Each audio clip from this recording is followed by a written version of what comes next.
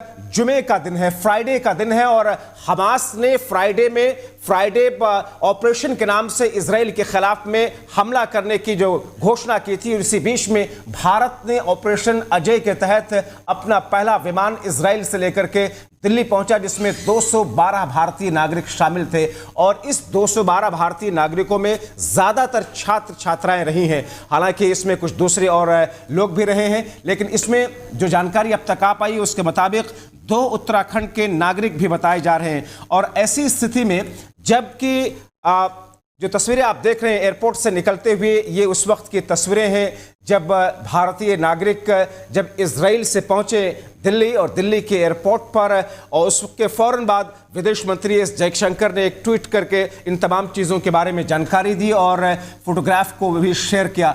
अब ये लोग जो कि भारत पहुंचे हुए हैं, इसमें अलग अलग जगहों के ये लोग हैं। उत्तराखंड के 2 नागरिक थे। उत्तराखंड सदन के अंदर उनके रुकने ठहरने खाने पीने की व्यवस्था की गई थी और उसके बाद में गाड़ी से उत्तराखंड ले जाकर के छोड़ने की व्यवस्था की गई। इसी तरीके से जिन जिन राज्यों के ये नागरिक हैं उन राज्यों के तरफ से व्यवस्थाएं की गई हैं।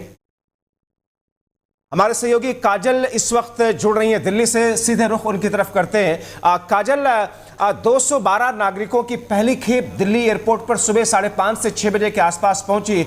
2 उत्तराखंड के नागरिक, क्या कुछ जानकारी आ पा रही है कि अगली खेप कब तक आनी है, या जो लोग आए हुए हैं उसमें ज्यादातर लोग किस राज्य के हैं? क्या कुछ कहा जा रहा है?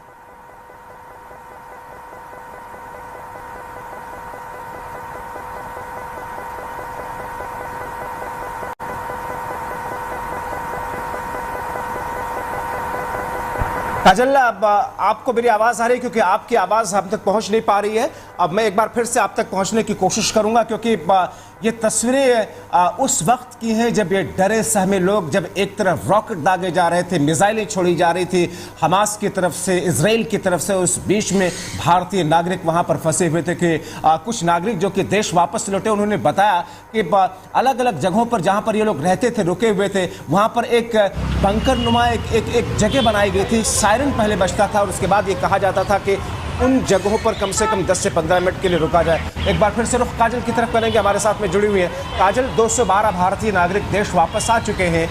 अगली खेप कब तक वापस आने की बताई जा रही है? कहाँ के ज्यादातर हैं ये लोग जो कि आए हैं? क्या कुछ जानकारी दी गई इसके बाबत? जब्बार, देखिए, जो पहली फ्लाइट थी वो इजराइल के तेल अवीव से होती हुई आज सुबह जो है 6 बजे दिल्ली एयरपोर्ट पर पहुंची और उसमें ज्यादातर लोग, अभी ये आंकड़े तो खैर साफ नहीं हुए हैं कि ज्यादातर लोग किस राज्य के हैं, लेकिन जिस भी राज्य के वो छात्र हैं या फिर व्यापारी जो भी आए हैं, वो उन राज्यों के सरकारों की तरफ से एक अच्छी व्यवस्था जो है मुहैया कराई जा रही है। और आपको बता दें कि जो भी लोग आज सुबह 6 बजे पहुंच गए हैं उनके लिए एपी भवन यानी कि आंध्र प्रदेश भवन में रहने की व्यवस्थाएं भी की गई हैं। उसके बावजूद जो लोग रुकना चाहते हैं, यानी आज जो लोग नहीं जा सकते अपने गांव या फिर जिस भी स्टेट के हैं, वो एपी भवन में रुक सकते हैं। जब्बार, काजल, 2 नागरिक इसमें उत्तराखंड के बताए जा रहे हैं और दोनों नागरिक पहुंचे। उत्तराखंड सरकार की तरफ से व्यवस्था की गई थी उत्तराखंड सदन में उनके रुकने की, खाने पीने की और फिर गाड़ी से उत्तराखंड छोड़ने की। क्या वो लोग देहरादून वापस जा चुके हैं, उत्तराखंड पहुंच चुके हैं? जी जब्बार, देखिए, खबर यही आ रही है कि वो लोग अपने यानी कि अपने राज्य के लिए लौट चुके हैं और वो लोग निकल चुके हैं उत्तराखंड के लिए।